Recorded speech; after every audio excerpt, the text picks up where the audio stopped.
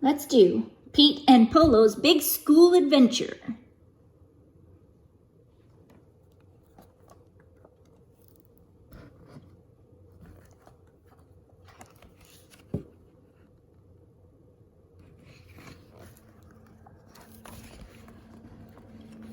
"Wake up, Polo," said Pete.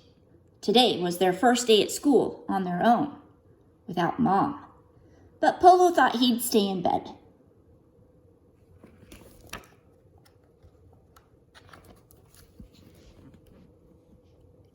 At breakfast, Pete whispered to Polo, "This is going to be our best adventure yet." Polo wasn't so sure. "I don't think polar bears normally go to school," he said in a wobbly voice.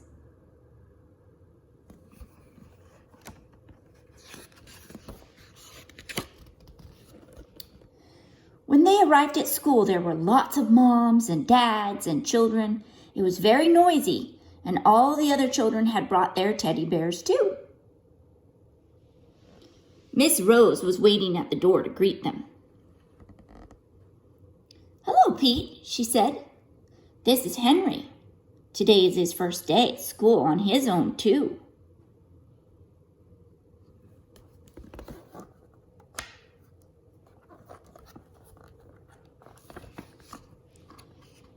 Miss Rose took them inside and helped them hang up their coats and bags. Pete had his own special peg, and so did Henry. Pete took Polo out of his bag.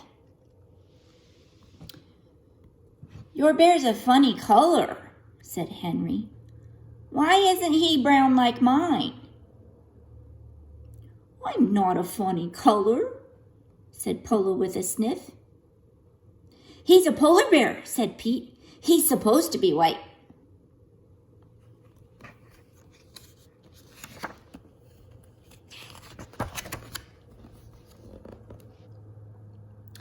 "Follow me," said Miss Rose as she led Pete and Polo into a big room full of children. It was full of bears too, but they were all brown. Pete squeezed Polo's paw very tightly.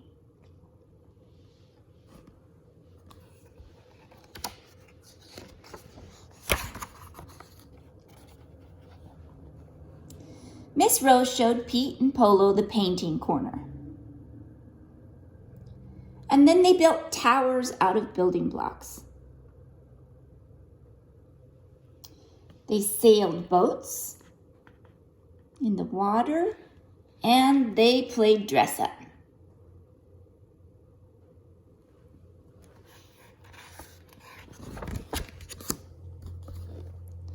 There was even a pet corner. Pete fed the rabbit, and Polo fed the goldfish. "They're saying hello to me," said Polo, feeling a little less sniffly.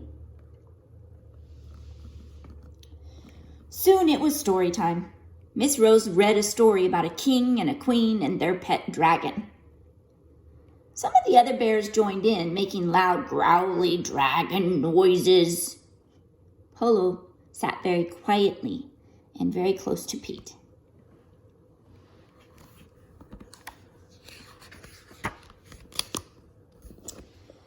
After the story, they had milk and apples.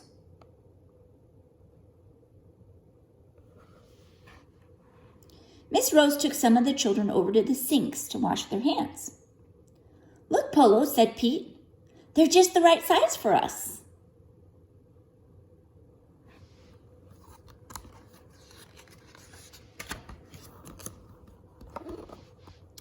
At recess, all the children went outside, leaving their bears safely behind. Pete hoped Polo wouldn't be too lonely. But he threw the ball around with the other children, and together they all made a lot of noise.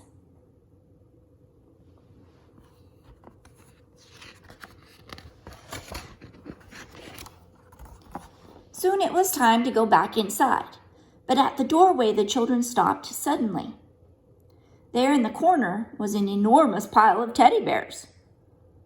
How would they ever be able to tell whose was whose.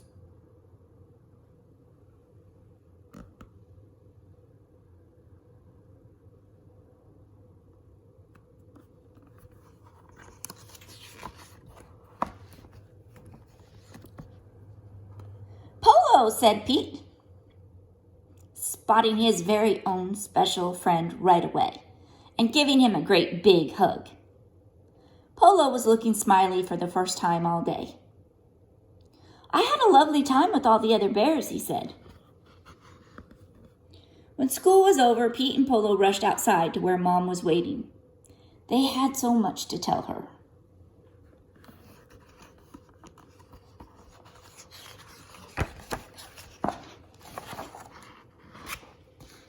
And they both agreed that going to school was their very best adventure yet.